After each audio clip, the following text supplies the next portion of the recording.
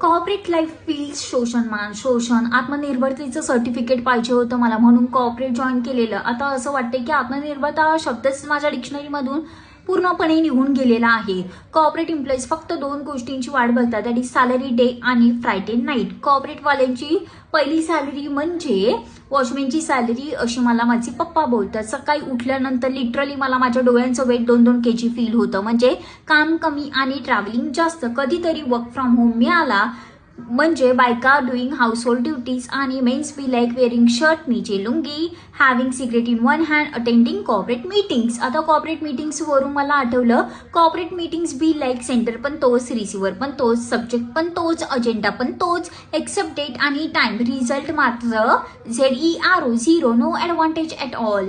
मला एक जण बोललेला की आपण एकाच अम्ब्रेला खालच्या वेगवेगळ्या टीम्स आहोत. मग मला सांगा, डोक्याच्या केसांपासून पायाच्या नखापर्यंत जी पॉलिटिक्स होते त्याला तुम्ही काय बोलतात? हो, कधीतरी टाइम मिळाला तर गर्ल्स डुईंग ऑनलाईन शॉपिंग, बायकाज doing grocery shopping, boys scrolling on Tinder आणि मेन्स बी लाईक व्हॉट दारू का brand shall we have on this weekend.